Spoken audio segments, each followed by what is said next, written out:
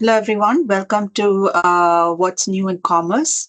It's been a while since we had a dedicated commerce session, but today we'll kick off with some updates on what's new in commerce. So for today, our agenda is we want to first start with a recap of 2025, talk about what we shipped in 2025, and then we're going to talk about what we shipped from Jan to June 2026, and then also talk about what is expected beyond June 26. So when we think about commerce investments, I wanted to first emphasize how we are prioritizing our investments.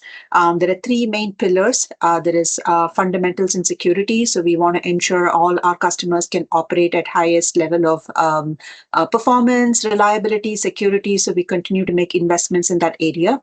The second big bucket is to ensure our portfolio continues to mature and meet the needs of the customer and the industry trends that we are seeing. So you will see a lot of investments where as we are seeing customers moving into certain segments or certain things becoming critical for businesses, we start to invest more in those areas and start to expand there. And the third and a very important aspect to our business is acceleration with AI. So there is certainly the AI aspect. So we want to be up to date and ensure that we are bringing the AI-driven innovation to our commerce portfolio as well. So when we first recap into 2025, I want to talk about where we placed our bets for 2025. There are some key areas. One of them is the POS modernization. So our POS application has gone through, we started our modernization journey for our POS application. We had early feedback that, some of the workflows were very tedious, required multiple clicks. So based on that feedback, we are now we started upgrading our POS workflows with React-based experiences. So React is more well-known in the dev industry and is also the industry standard for user experiences. So we're bringing in 2025, we simplified the transaction page and we also simplified the payment capture workflows. This should significantly reduce the number of clicks needed and is also a lot more modern and intuitive and mobile friendly. We also did our self-checkout application, which is built on the same POS app, is also G8 in 2025, and we're starting to see good traction and adoption on self-checkout. The second big focus area was mobile POS. So we are seeing we invested in a mobile first experience. So iOS, Android were top priorities from our customers. So we've been prioritizing that area and ensuring we can continue to invest and continue to drive innovation in that space. And I'll talk more details as I go into the individual slides. On the e-commerce platform area, 2025 was mostly about ensuring the platform was secure. A lot of compliance-related and security-related improvements came in. The fourth bucket was payment modernization. So we modernized our out-of-box integration with RDN to support asynchronous payments. Along with that, a lot of new payment methods were also enabled. Another critical area was unified pricing. So in 2025, our new pricing, attribute-based pricing, was G8. So it supports attribute-based pricing, price segmentation, complex pricing rules, etc. And then the last one was our Copilot summarization features. So we have Copilot summarization both in POS as well as in headquarters. All of those G8 as of 2025. So that's a quick recap, and I will to the details as we move forward. And then between Jan and June of 2026, which is basically 10.47 release and 10.48 release, our investments continued on the POS side. So self-checkout, we brought in multi-language support, cross-legal entity support to our POS. We have more modernization of POS workflows. So a lot of work streams that started in 2025, we continued making those investments in 10.47 and 10.48 as well. On the e-commerce side, we brought in the asynchronous payments such as QR code, pay by link, etc. And also one of the most recent big investment in this space was the for B2B e-commerce. So now we support contact model, which also allows B2B customers to do multi-outlet ordering with a single sign-on. And on the platform side, we have PPAC support, we have archival for retail tables. On omnichannel, we have credit management support, and we prevent editing of authorizations from call center. And in the AI innovation side, I'll talk about the MCP server for commerce. On the headless side, we're continuing to look into expanding headless and seeing how we can offer headless as a offering for our customers. So on POS, the mobile POS for iOS, as I mentioned earlier, was a main investment area for us. So it supports full scan and pay with mobile POS. Camera-based barcode scanning is supported. We also have samples available for image recognition, which can be the current sample that we've provided uses Azure Vision, but you can certainly bring your own model and enhance and bring in camera-based image scanning. So we've seen scenarios where jewelers or people who don't or who want to do inventory counting, they've used image recognition versus barcode scanning, since scanning is like intensive. Another critical area of investment is offline support for both iOS and Android. So when we look at iOS and Android, there is more and more customers are moving into a true mobile-only store, and they don't want to deal with Windows devices for offline support. So for business continuity, we also brought the offline support for iOS and Android. So with that, we have full parity across Windows, iOS, and Android.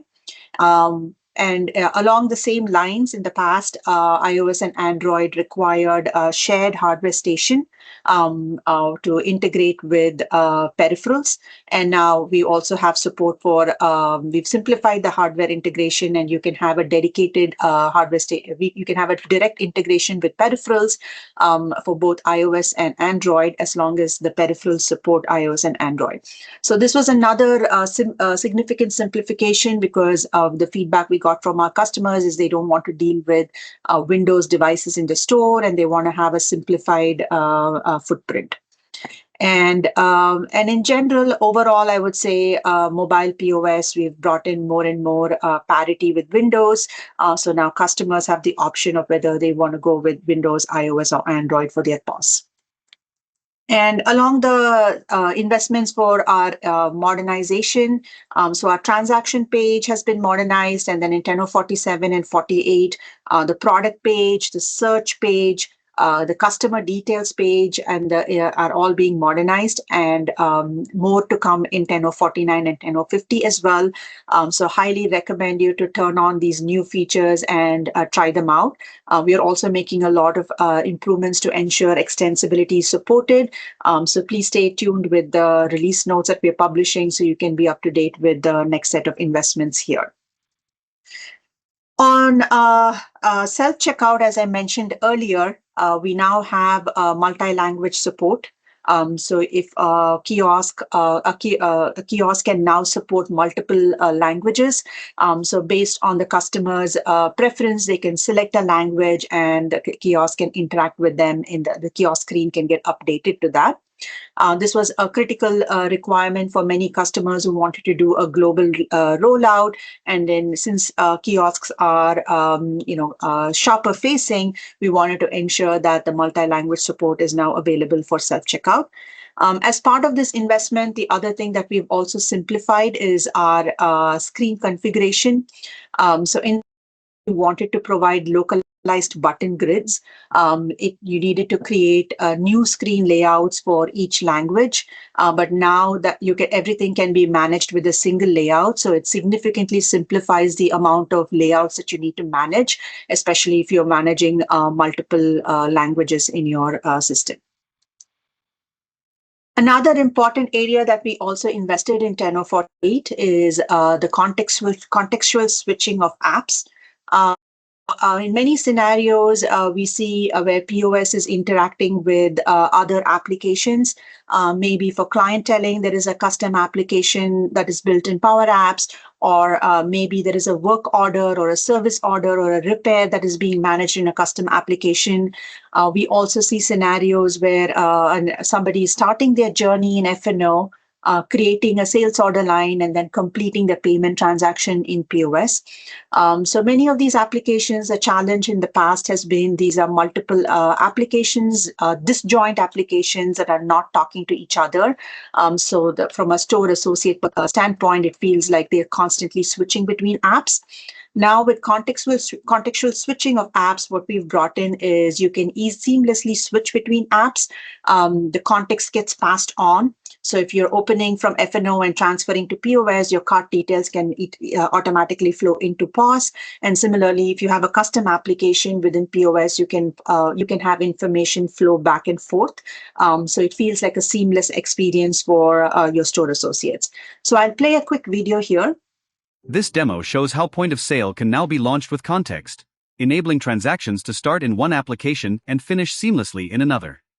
In this first scenario, an associate starts an order in finance and operations and adds an item to the order. When they need to continue checkout with store-specific capabilities like adding more items or taking cash, they simply select Complete at Register. POS opens immediately with the transaction context already passed in, including the item that was started in finance and operations. From here, the associate can continue naturally in POS, add another item, take cash payment, and complete checkout. Once completed, the updated transaction, including the added item and captured payment, is reflected back in finance and operations. In the second scenario, the journey starts in POS, where the associate launches a custom guided selling experience. This experience could be created via an AI application or Power Apps to help a customer choose sunglasses and complementary items. Once selections are made, those items and quantities are sent directly into POS for checkout. The result is a more connected, extensible, and contextual commerce experience. The next one that I wanted to talk about is cross-legal entity support. So many of our, it's very common for franchisees. Many customers do operate in a franchisee model, or they're working across multiple, there are multiple legal entities, and often retailers want to be able to look up inventory across these legal entities. So now with Inventory Visibility Service, we allow inventory lookup across legal entities. And we also support intercompany DOM fulfillment.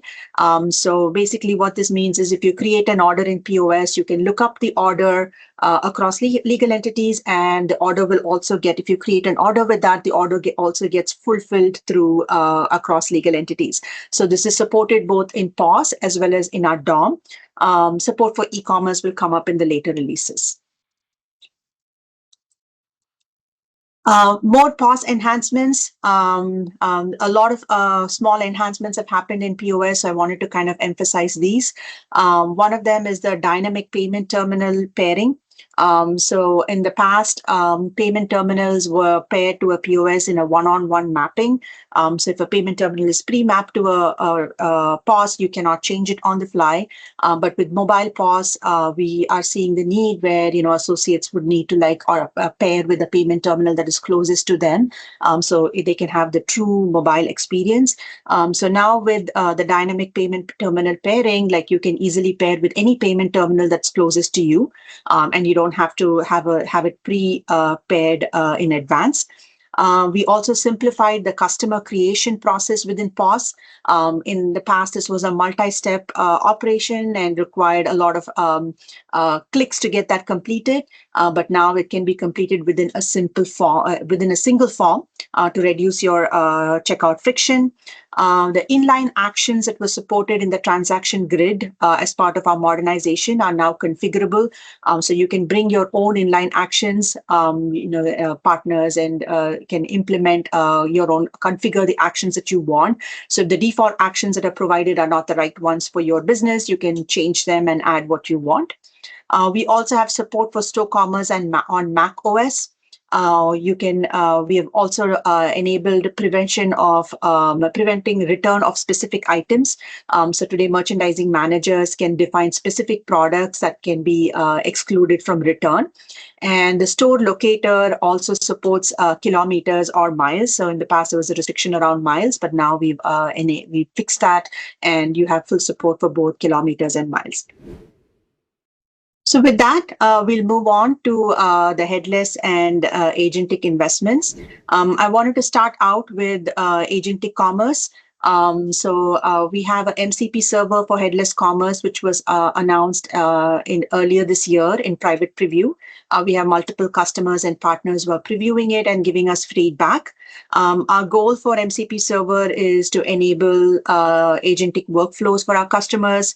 The current MCP tool scope includes scenarios where shoppers can browse, add items to the cart, apply promotions, ensure there is enough inventory available, and complete the checkout using pay by link. Both guest and authenticated users are supported. Returning customers can also retrieve their full order history and order details through the agentic experiences. So we are also moving to public preview in 10.48. So we will stay tuned. We will have some announcements coming up very soon on public preview for MCP. With that, I want to hand it off to Febin to talk a little bit about the commerce agent templates that we support. Yeah, thank you, Anu. So commerce agent templates. These are the pre-built agent templates developed by FastTrack team. So the idea is to deploy these agent templates instead of creating from scratch. So there are a set of agent templates we have developed. We can move to the next one. The first one is payment reconciliation agent. So the payment reconciliation agent will allow you to reconcile the retail transaction and payment provider data, and this is developed on top of Copilot Studio. So the payment reconciliation agent works on a policy matching policy which is written in natural language. So the finance users can write the matching policies in natural language, and the payment reconciliation agent will respect these matching policies, and it will do the reconciliation of two set of data. All right, and so we have uploaded the FastTrack implementation asset for the payment reconciliation agent. So any customers or partners, they can start deploying this, and so it comes with the ADN set. So we have inbuilt provided the templates for ADN data. Rest of the data, if you have a custom data, you may need to change, adjust the templates to make it working for your set of data. Then we have an Viva Engage community started for each agent. So the link is provided here. You can join the Viva Engagement community and office hours where you can learn more about every agent. So the next agent is the store monitoring agent. We can go to the next one. The store monitoring agent help you to handle manage your entire point of sale estate. So you can monitor each and every store, the store commerce applications, hardware station, hardwares, and database, offline database usage, etc. It will help you to proactively identify the issues and troubleshoot and fix the issues before it get escalated. So again, for the same, we have the Viva engagement community and the FastTrack implementation assets already uploaded in the GitHub repository. The next one is inventory fulfillment agent. So inventory fulfillment agent is another agent template developed by FastTrack team. So this is also running based on IVS. So whatever capabilities IVS is holding, whether it is legal entity specific inventory data or cross legal entity inventory data. So inventory fulfillment agent can read this inventory information, such as it can get you the on-hand information by using a natural language conversation. From that, you can also check the on-hand ATP or other things, and then it can end up creating transfer orders and sales orders to complete the fulfillment or replenishment scenarios. So for replenishment and fulfillment, it uses Dynamics 365 AI ERP MCP capabilities. For querying the on-hand, it will use the IVS capabilities.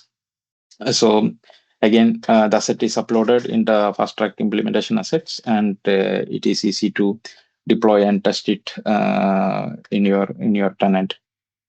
The next one is adaptive skill policy agent. Adaptive skill policy agent is more like an agent framework with a policy framework, right? I mean, so if you want to, for example, if you want to create a purchase requisition, there are multiple checks and financial checks and company policies. So this policy framework will allow you to orchestrate through all the policies, and finally it work together with Dynamics 365 IAERP MCP server to access the ERP and process the request. So the policy framework will allow you to get the predefined or predetermined outcomes, and also allow you to orchestrate complex workflows. So again, this asset is also uploaded into the FastTrack implementation asset. We are also running a separate community in Viva Engage to help the office hours. So these are the agents, custom agents developed by FastTrack team, deployed in asset. So happy to help you on that. Thank you. Thanks, Anu. So with that, we want to move on to the next section. We want to talk about our investments on e-commerce. So I wanted to provide a quick summary of e-commerce investments across tenor 45, 46, as well as 47 and 48. So tenor 45, 46, we added the support for asynchronous payments processing for e-commerce. So the RDN framework, RDN payment framework can support this in 45, 46, and in 47, 48 is when we added the support for QR code and pay by link for e-commerce. So with that, the full support for asynchronous payments is now available in e-commerce. We also enable support for Entra external ID support for e-commerce. As you know, Azure B2C is migrating to Entra external ID. As part of that process, any new tenants created, only Entra IDs are supported. So we've started the support. We've already enabled support for e-commerce, and any new customers, they can now start their journey in Entra external ID. The other piece was we also moved away from Bing Maps to Azure Maps for BOPIS, address lookup, etc. on e-commerce. We also made some improvements around URL redirection to enable better SEO. There were some improvements around TypeScript upgrades, and also for fraud prevention, where we added some capabilities to prevent $0 authorizations, where in the past we've seen some cases where people could do a $0 authorization to validate a credit card. That is now prevented on e-commerce with our 10.45.46 release. So moving on to 10.47 and 48, I think in addition to the payment investments, the other big investment area was on the B2B e-commerce. So B2B accounts can now be managed using contacts versus customer person type. So contacts allows you to manage organizational accounts. So if a customer is, if an organization has multiple outlets, and for B2B ordering with a single sign-on, if you want to be able to order across multiple outlets, in the past we had to create multiple customer accounts, which was very painful and process-driven. So now with the investments in 47 and 48, we can do full multi-outlet ordering with this new contact model with a single user sign-on. So a single business user can sign in and be able to manage across accounts.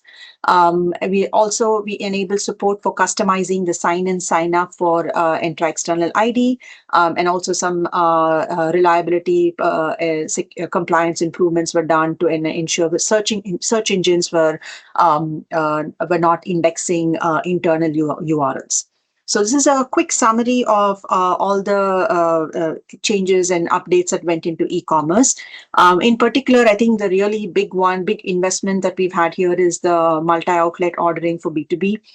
As I mentioned earlier, it allows the ability to link a customer to an organization, and it also provides the ability to audit customer linkages by this customer or by an organization. It significantly simplifies the business buyer sign-up workflow and the management workflow. So a single buyer can log into the B2B portal, will be able to select across different across different outlets that they have that they are managing, and be able to create an order with which is meeting their business requirements.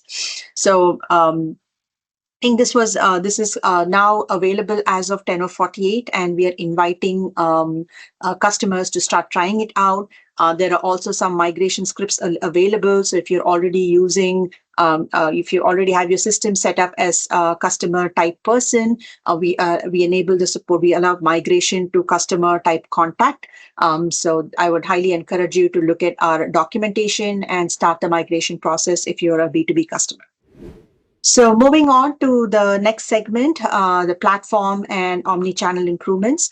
As I mentioned earlier, payments was a huge investment area for us for 2025, and on the e-com, both for POS, e-commerce, and and call center.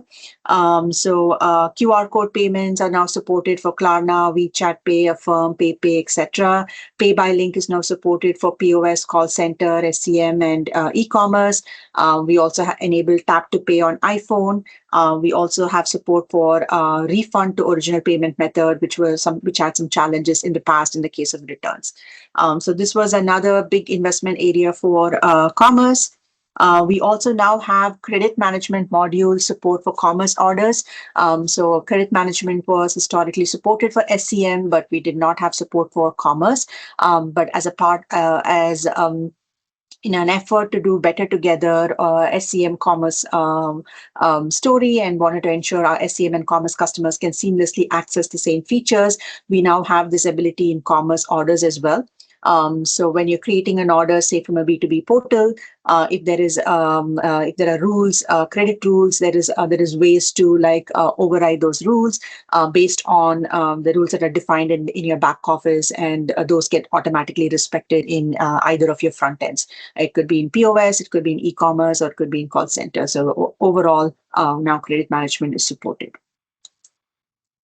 On the pricing side, unified pricing, which supports pricing based on attributes, GA'd in 2025.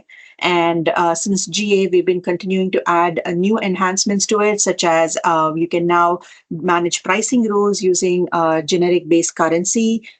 Price attribute-based pricing mass updates are supported. It can also be enabled by an agent via MCP. And we also have support for smart rounding in trade agreements. So this is an area that we're continuing to invest in, continuing to make sure that more and more customers can migrate and any adoption blockers are removed. And the last one that I wanted to touch upon here was PPAC support is coming to commerce as well. So we're now in public preview. So we have full support for PPAC across CSU, POS, and e-commerce. So highly encourage you to start leveraging PPAC for your new environments. And later this year, we will move on to GA as well. So what this does is, you have the similar experience as FNO. FNO already supports PPAC, and for a brief period of time, there was a gap between commerce and FNO, but now that gap is closed. So you have a unified admin experience, improved ALM, streamlined navigation and action flow. So, it's much faster and easier to navigate the PPAC environment. And we also have extension management where you can support and both deploying and managing your extensions through PPAC.